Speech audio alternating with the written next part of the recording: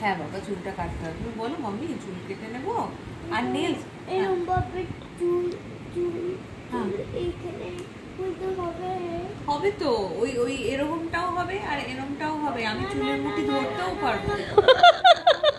না না, তুমি টেনশন করো না, আমি চুলের মুঠিও ধরতে পারবো। একটুখানি চুল কেটে দেবো। হ্যাঁ দেখো না, একটু